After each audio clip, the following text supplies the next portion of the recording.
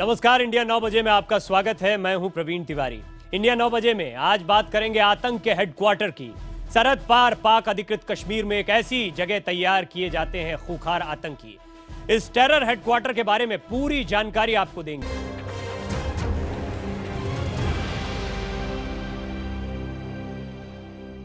आतंक का हेडक्वार्टर, हम बात कर रहे हैं मुरीदके की। मुरीदके का रहस्य, जो कि इस्लाम के नाम पर डोनेशन से बना एक कॉम्प्लेक्स है। ज्यादातर पैसा सऊदी अरब से आया है।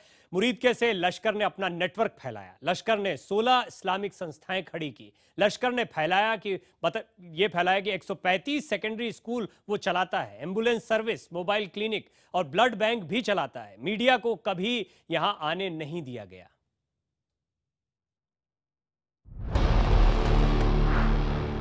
पहला दृश्य, भारत का हंदवाड़ा इलाका। 24 घंटे से जारी भयंकर मुठभेड़। लश्कर तैयबा का एक आतंकवादी मारा गया, ऑपरेशन जारी।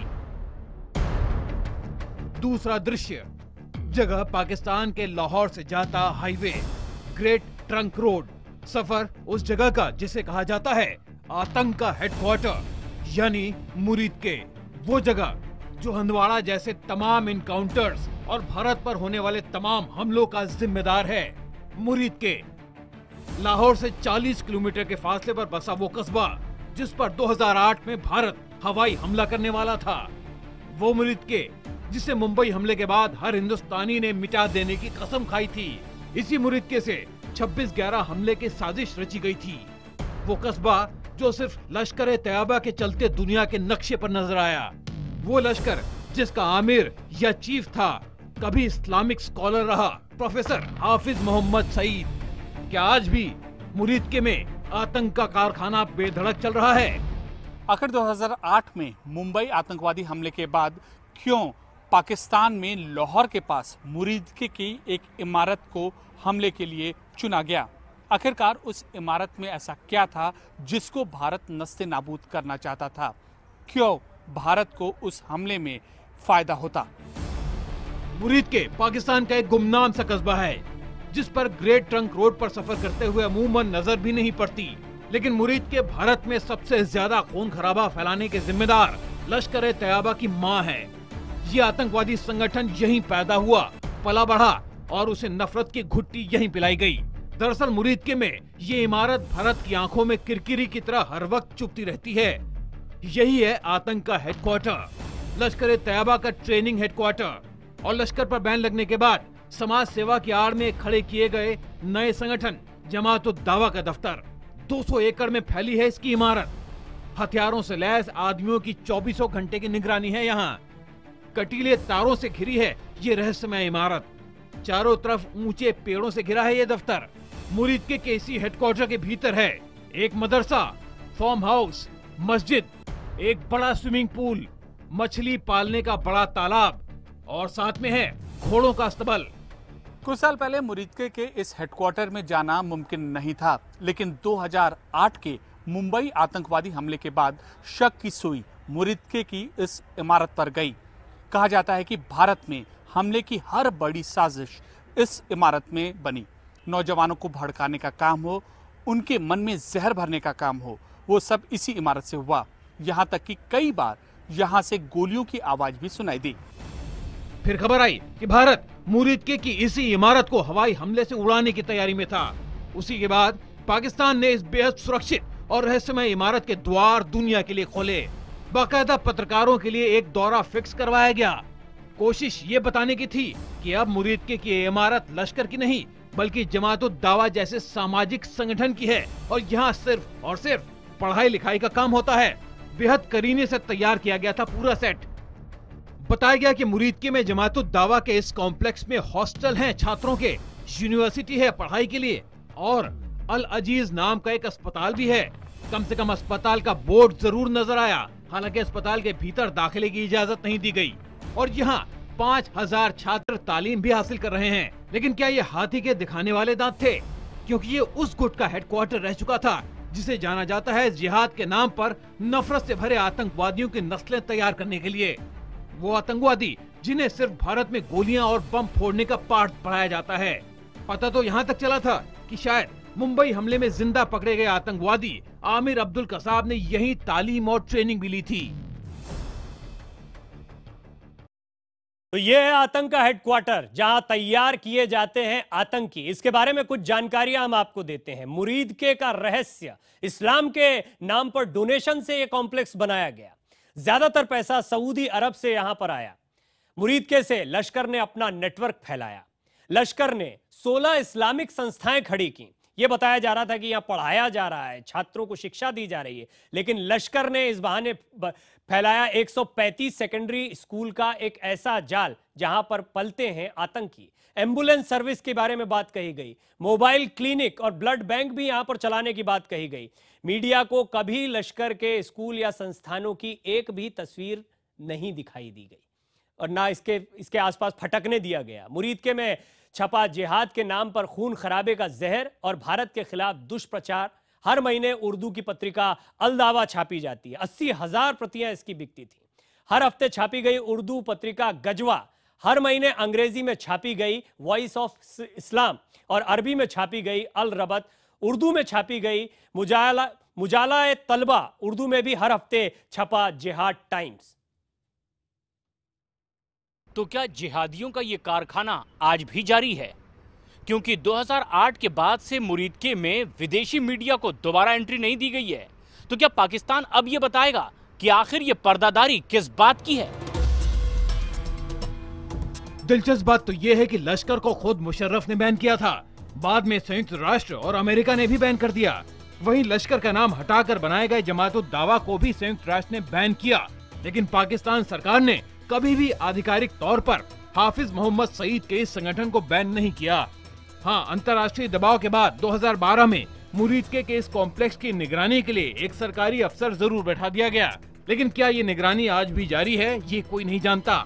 वैसे भी हाफिज मोहम्मद सईद जिस अंदाज में पूरे पाकिस्तान में घूम घूम कर भारत के खिलाफ जहर उगलता है, जिहाद की धमकी देता है, हमले की धमकी देता है, उससे तो यही लगता है कि आज भी उसे पूरी तरह खुली छूट मिली हुई है।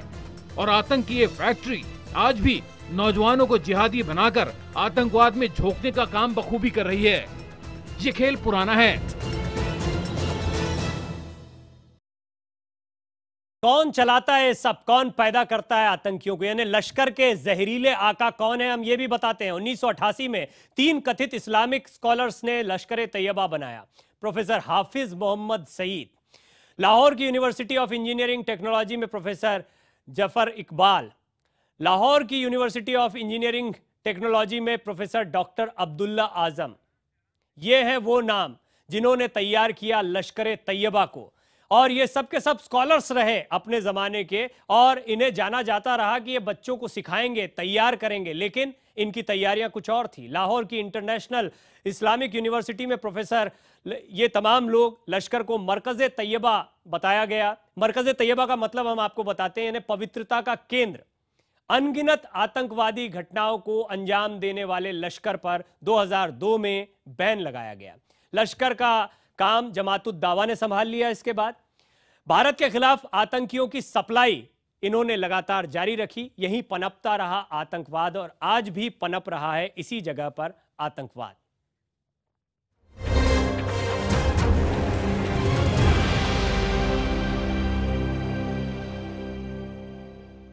आतंकवाद को बढ़ावा देने के साथ साथ पाकिस्तान भारत में अलगाववाद की आग भी सुलगाने में जुटा हुआ है। अक्सर पाकिस्तान अंतर्राष्ट्रीय मंच पर कश्मीर का राग अलापता रहता है। इस दफा पाकिस्तान के प्रधानमंत्री नवाज शरीफ ने अलगाववादी नेता और हुर्रियत कॉन्फ्रेंस के अध्यक्ष सैयद अली शाह गिलानी को इस्लामाबाद बुलाया है। सैयद अली शाह गिलानी हुर्रियत कॉन्फ्रेंस के सर्वे सर्वा, जम्मू कश्मीर में अलगाववादी धड़े के मुखिया। गिलानी रहते तो श्रीनगर में हैं, लेकिन शायद इन्हें पाकिस्तान से ज्यादा लगाव है। गिलानी यूं तो आजाद कश्मीर की मांग करते हैं, लेकिन उन पर अक्सर पाकिस्तान परस्त होने के आरोप लगते रहे हैं।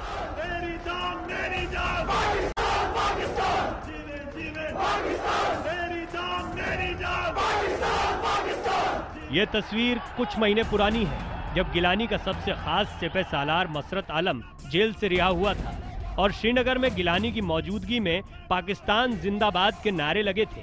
गिलानी एक बार फिर अपनी पाकिस्तान परस्ती को लेकर चर्चा में है। इस बार उन्हें पाकिस्तान के प्रधानमंत्री नवाज शरीफ ने पाकिस्तान आने का न्योता भेजा है।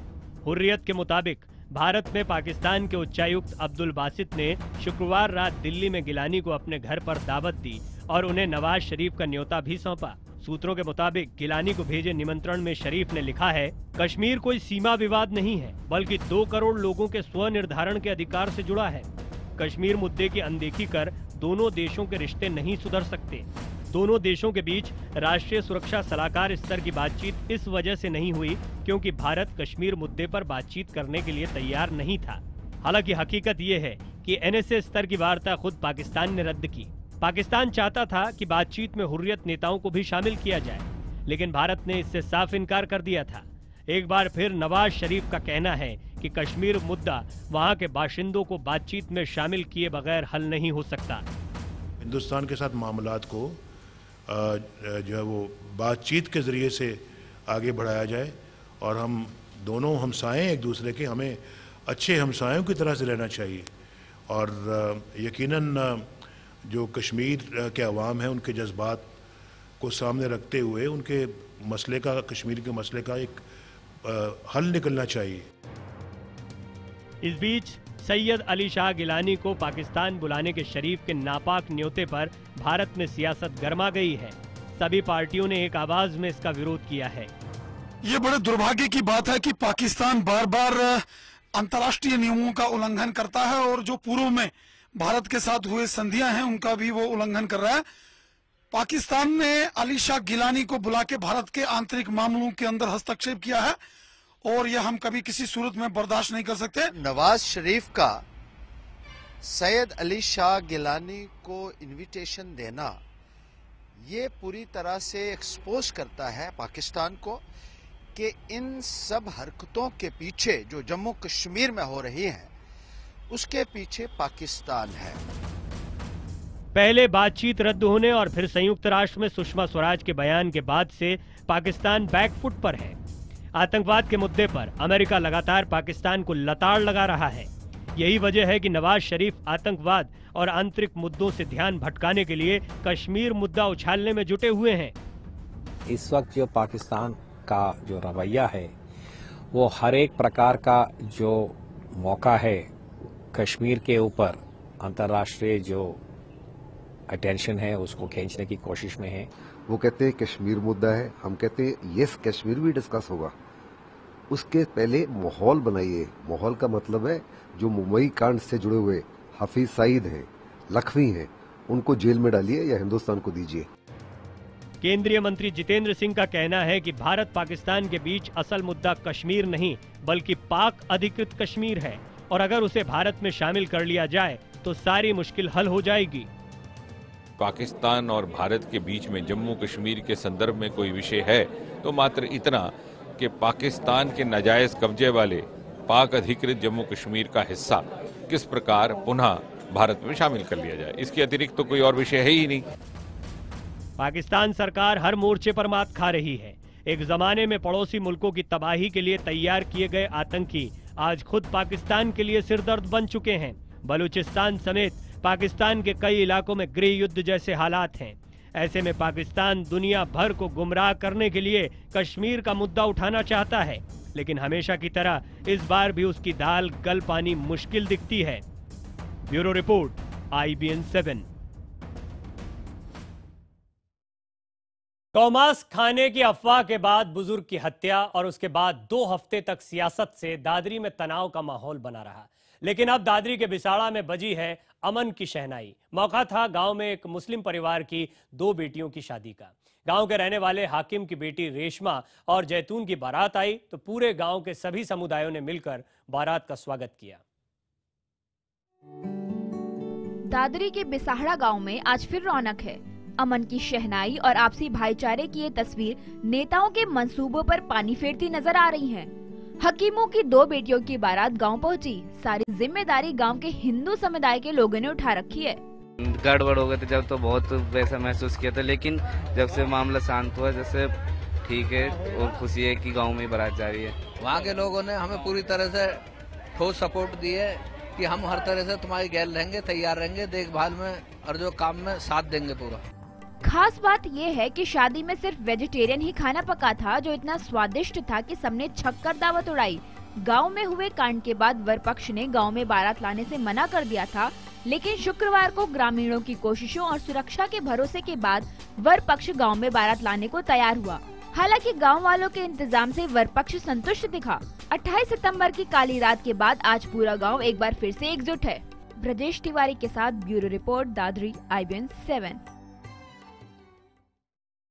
और अब बात क्रिकेट के मैदान पर कटी नाक की। कानपुर में टीम इंडिया जीतते जीतते हार गई। रोहित शर्मा ने भारतीय टीम की जीत लगभग पक्की कर दी, लेकिन बाद के बल्लेबाजों के लचर प्रदर्शन के चलते टीम इंडिया को हार झेलनी पड़ी। पहले T20 और अब वनडे में हार के साथ ही धोनी की कप्तानी में ये लगातार तीसरी हार है और टीम इंडिया मुश्किल में नजर आ रही है। पहले T20 में हार, अब वनडे में मिली शिकस्त। दक्षिण अफ्रीका के खिलाफ टीम इंडिया पस्त।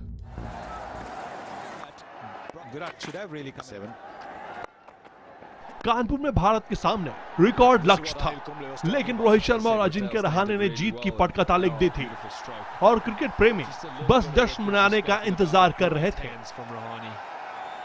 लेकिन आखिरी में बाजी ऐसी पलटी कि टीम इंडिया मुंह के बल गिर गई।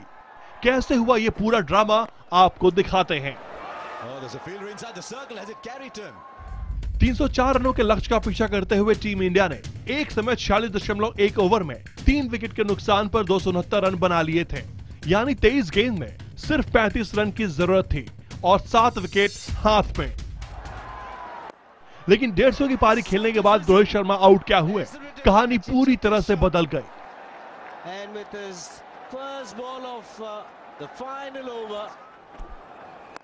रोहित के बाद सुरेश रैना भी पवेलियन लौट गए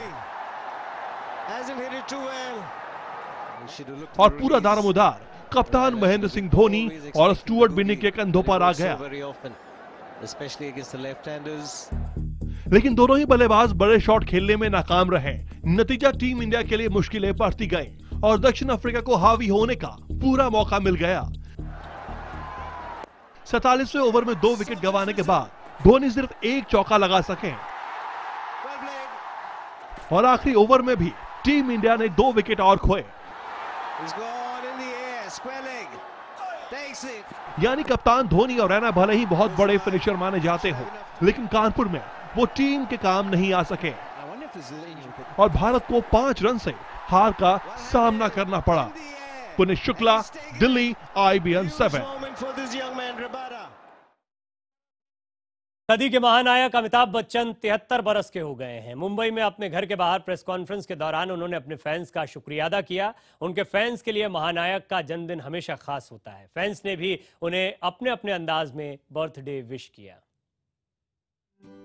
अब उम्र हो गई इतनी, कहाँ अब जन्म दिवस मनाएंगे उसको, तो बस इस बात की तसल्ली थी कि घर के जितना परिवार था वो साथ में था। I pray to God for your good health and happiness always. सुबह से प्रतीक्षा गए थे माँ बाबूजी का आशीर्वाद लेने और अब यहाँ आ गए। I wish you a very, very, very, very happy birthday. Wish you the bestest health, even more success and even more happiness in everything that you do. माध्यम भी ऐसे हो गए जिससे कि आपको लगता नहीं है कि काफी विलम्ब हो गया एक दूसरे से मुलाकात करने का। माध्यम मोबाइल का है, इंटरनेट का है, प्रतिदिन आप उसको देखते हैं, पढ़ते हैं, तो हमारा समाचार मिलता ही रहता है आपको। Mr. Bachchan, wish you a very, very happy birthday. Thank you for always inspiring us with all your great work and continuing to do so. Have a great day and a great year ahead. परिवार ने हमेशा हमारा साथ दिया है। बहुत कम अवसर मैंने ऐसे देखे हैं जहां पर मैंने जन्मदिन अकेले मनाया हो। Amit ji, I want to wish you a very, very, very happy birthday, full of success, greatness, joy and health. May you live 1,000 years and keep on. मैं तो केवल ईश्वर को धन्यवाद देता हूं और अपने चाहने वालों को धन्यवाद देता हूं कि वो आज भी अपना स्नेह और प्यार दिखाने के लिए 11 अक्टूबर को आ जाते हैं। बच्चन साहब को IBN 7 परिवार की ओर से भी जन्मदिन की शुभकामनाएं। इंडिया 9 बजे में फिलहाल इतना ही। देखते रहिए IBN 7।